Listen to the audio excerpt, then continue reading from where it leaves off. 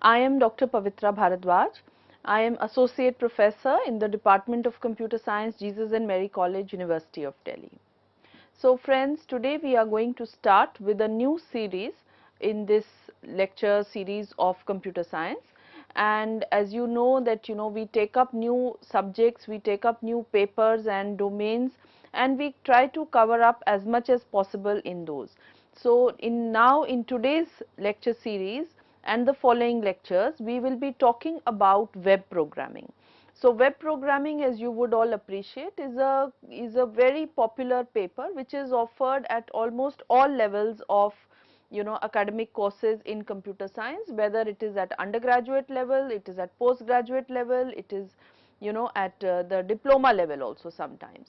So this is a very practical kind of course in which we try to learn the basics of how the internet functions.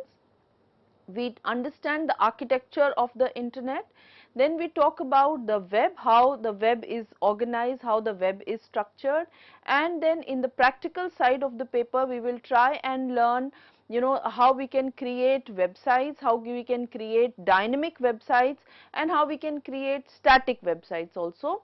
Besides this, we will also learn the way in which we can create responsive websites, and we will also learn the interaction that takes place and how the interaction takes place between the client and the server when we are trying to talk to a server, or when we are trying to work on the World Wide Web. So this is a very interesting course, and we will be covering it in series of lectures, and in every lecture we will be talking about one aspect of the entire domain of web programming.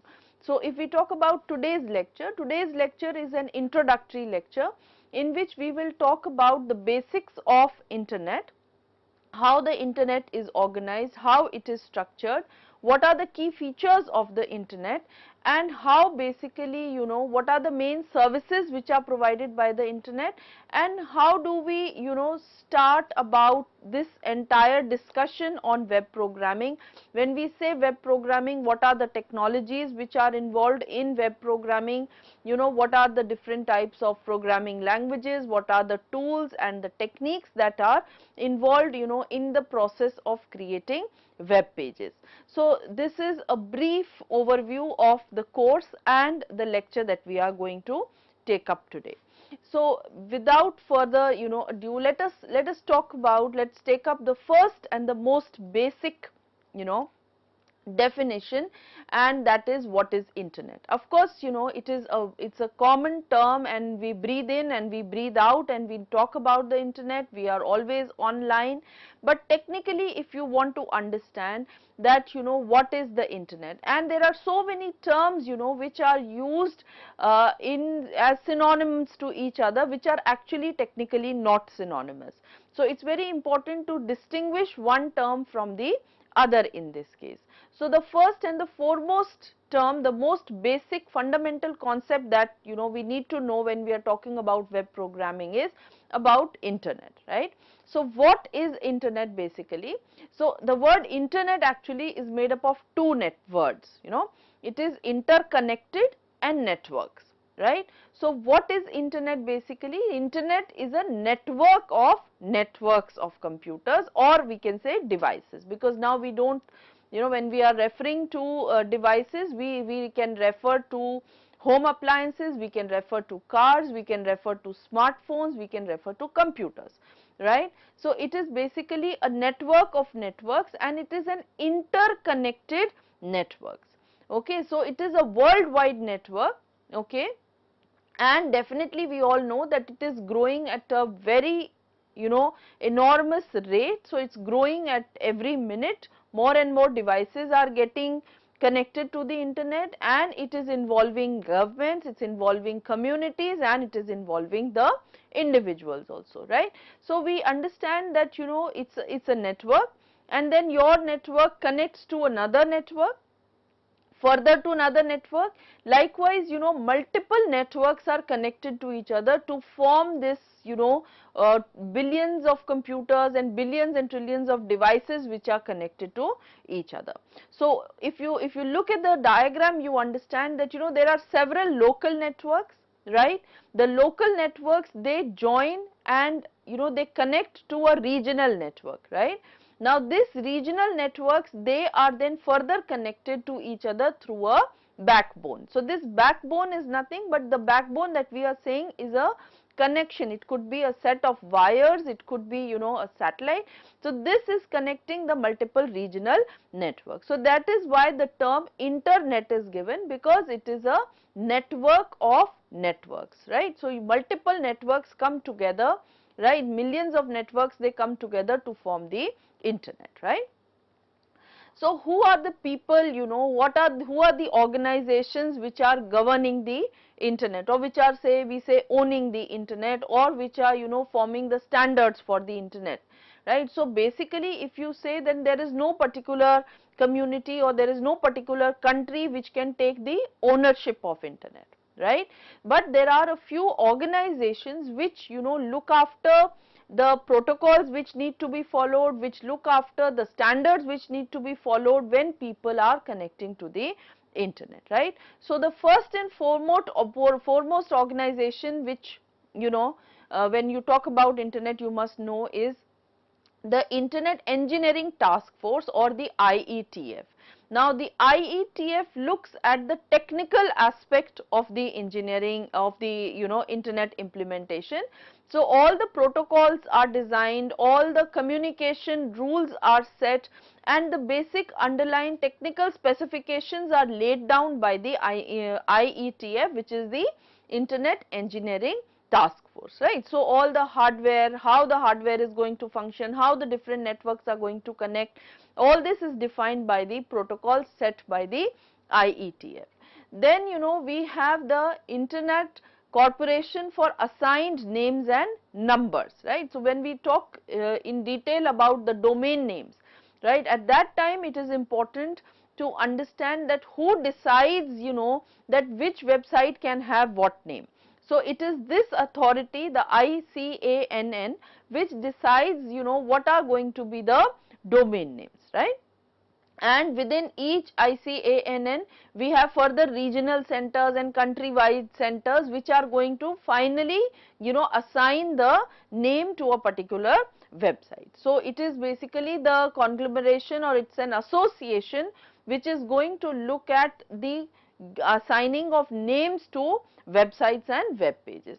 And of course we have the W3C consortium, which is very popular because this W3C consortium gives the standards for the websites or the functioning of the web. Like for example, there are W3C standards for accessibility of websites, right? So that is, every website has to follow those standards which are given by W3C in order to, classify their website as accessible, right? That is, persons with different abilities or persons with, different needs, we can say special needs, how can they access your website? So who is going to give the standards for this? The W3C consortium is going to give the standards for this. So likewise, these organizations are there which set the rules, which give the standards, which specify the protocols. Otherwise, it is not going, because it is not owned by any particular country or community. So therefore there has to be certain associations, there have to be certain communities which are going to look after the rules and implementations of the internet and how it is working, right? So basically if we look at the key aspects of the internet, what are the key aspects of the internet? Foremost is that the sub networks are independent. That is, it's a large network, it's a huge tremendous network which is composed of several smaller networks, but each network is independent of the other network. So no network is under, the authority of an outer network. For example, if you create an internet for your organization, right? So you have to connect to the outer internet for the, connectivity purpose, but within your domain you can specify the protocols, you can specify the rules, you can specify the security measures. You do not have to, you know, seek approval of any other higher order network. So there is no hierarchy within the networks which are connected in to form the internet. Then any computer can join and leave the network dynamically. Right. So it's not a static thing that, you know, only that many computers are going to connect. Computers and devices, they keep joining in and leaving the network.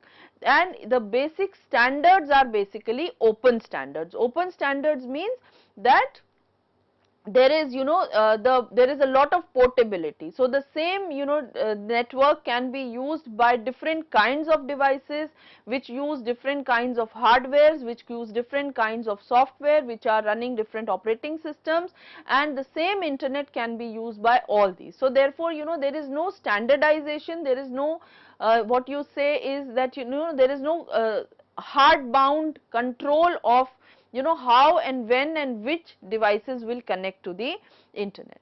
Then we also know that there is no lack of centralized control in most cases we see, because we have just now seen that it does not belong to any particular community or any particular country. Sometimes we see, you know, that in security situations, or, you know, wherever it is, whenever it is required, so certain governments will, you know, try to control the access. That's a different thing, but otherwise there is no centralized control. People, you know, they can post and they can connect to the internet at free will and they can use it. So therefore it is, you know, it is very simple and it can be used on commonly available software. So that is why, you know, this network has become so very popular. So the architecture basically, you know, assuming that the viewers are you know, familiar with the OSI model, that is the Open Systems Interconnection model of computer network. So we know, you know, that in this model we know that there are multiple layers, right. So there are actually 7 layers in an OSI model which specifies how two devices will connect and how, you know, the data is going to be exchanged between two devices. So basically in internet, in the case of internet also, it's a layered architecture, and every layer actually is an abstraction of the functions which are performed at that level. So the lowest layer meaning the physical layer and the highest meaning the application layer, right. And at each layer the data is exchanged in different formats, right. So if we see that at the physical layer the data is exchanged in the form of bits and bytes, and at the application layer the data is shared in more abstract format, right. So right from this, you know, how the internet is organized or how the architecture is defined, it is defined like the OSI model. In the same pattern as the OSI model, there is a layered architecture on which, you know, the internet is built, right. So if we look at a basic, you know, a very simple kind of communication that is taking place on the internet. So we know that there is a client. The client can connect to the proxy server, right, or the client can directly connect to the router of the service provider. So here what we are saying, ISP is the internet service provider. So the client connects to the internet service provider router, and then, you know, that router connects to the web server, right. So there is a constant flow of data which is taking place between the client and the server. Now in between there may or may not be a proxy server, and there is a router of the internet service provider, right. Now what are these? Basically these are client application, and there is a web server which is actually hosting the data, which is actually storing the content, or which is actually doing the processing of the request. So like any other client server architecture, internet also works on the same principle of request and response. So the client will send the request to the server will process the request and will send a response back to the client. Now in this case, of course, we are looking at a proxy server and a service provider router, which are nothing but they are, you know, ways in which it can be connected, right. So now proxy server, actually what is proxy server? Proxy server is a server which is, which is like a dummy server which is created and which is closer to the client. So actually the data which is asked by the client from the server is coming through the proxy. Most of the times it's coming through the proxy. So the server actually sends the data to the proxy server from which the client can pick up the data. So for the client, sometimes the proxy server becomes the real server because it is connecting only to the proxy server, because whatever data it is asking is available on the proxy. But definitely the client can connect directly to the web server also through the router. So either way the client can establish a connection with the server, either through the proxy or without the proxy. Okay, so what is happening? The client is generating an HTTP request. We know that on the internet the basic protocol which is followed, the application layer protocol which we use is the hypertext transfer protocol, right? On the web basically we use this. So the client will generate an HTTP request, the server will send a HTTP response. So this is a continuous exchange which is taking place. HTTP request goes to the server and HTTP response comes from the server to the client. Now both the server and the client, they need an IP address to recognize each other, to find each other, right? Now what is an IP address? We are going to discuss that also. At the moment we can understand that IP address is a unique identifier which is given to any device which is connected on a network. Not just internet, on any network if a device is to connect, it needs an identifier through which the other devices can recognize it. So that identifier is known as the IP address. So if you look at the web servers, so web server, as we've just seen, it is a computer, and the web server computer will have software through which it can accept the request and it can process the request which it is receiving from the client. So if you talk about commercially available web servers, so very popular web servers are the Apache server, and we know it is the Microsoft Internet Information Server. So what happens is that these server softwares, Apache or IIS, they need to be installed on a computer, they need to be put on a computer, and then that computer can work as a web server. So web server means that it will accept HTTP request from the client and it will process the request and send back the response to the server. Alright, so these are some pictures which show that how web servers basically look like. So you can see it's the Internet Information Server and the Apache server. Then we have the application servers also. Now what is application? We've heard, we know, and we've discussed this also couple of times, that application is any program which is running on the system. So for any software you need a framework which is actually an environment where the application can run. So you can have different application servers, like you can have the Oracle WebLogic, or you can have IBM, or again you can have Apache, or you can have WebLogic.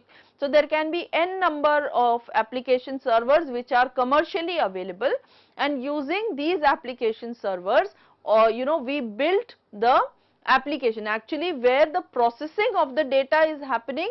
That processing of the data is happening at the application servers end, right? So the data may be saved at the web server, but for processing it is put on the application server.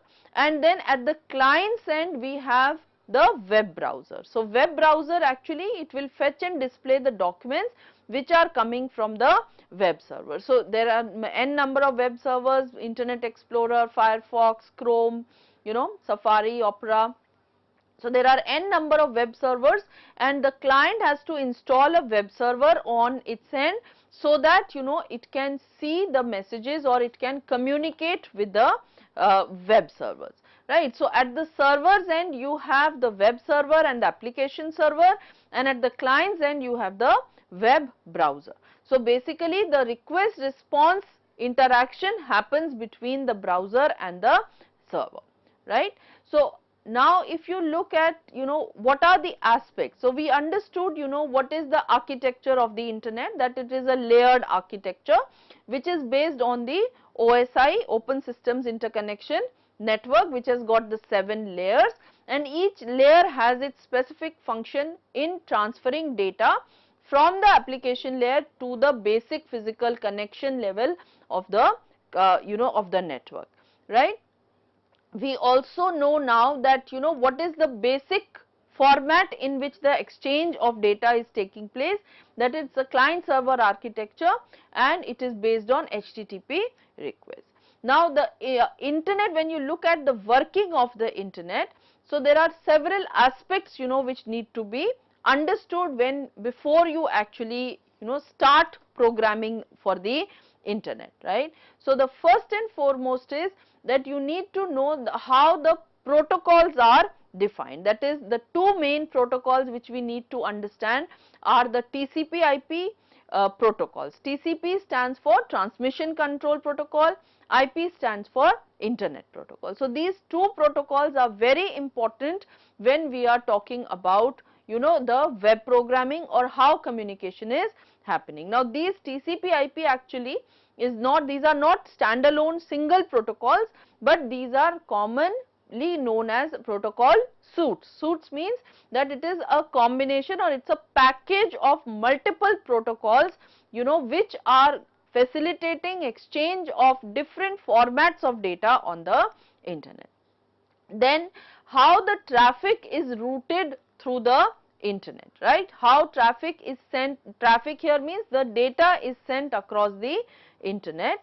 Then we need to know the addressing schemes, right. That is, if you want to find out, if you want to recognize a particular computer or a particular device on the network, we know that there are billions of devices which are connected. Now out of those billions of devices, if you want to identify one particular device, how are you going to do that? So for that, you have specific addressing schemes, and then there are domains and subdomains, right. So domains means that for each address or for each unique identifier, you will have a particular name, you will have a particular alphabetical ID, a text ID by which you are going to identify, right. So first and foremost, when we talk about the working of the internet, we need to understand that how the TCP/IP protocol functions, or how the, the network uses the TCP/IP protocol. So basically, the word protocol, whenever we say protocol, it means that, these are the standard rules and procedures which you need to follow. Like for example, when you go to an official meeting, there are certain protocols, there are certain, ways, there are certain behaviors and norms which you are supposed to follow, right.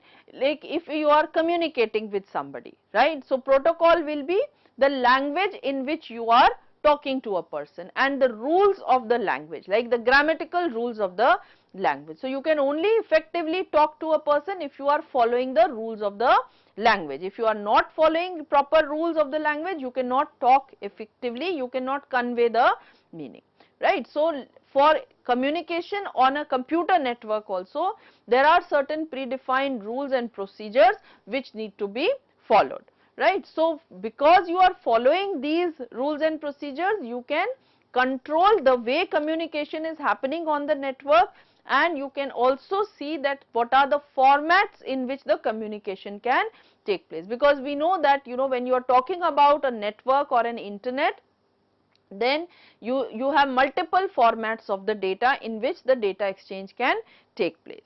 So the protocol which is used by the internet in this case is, as I just said, Transmission Control Protocol and the Internet Protocol.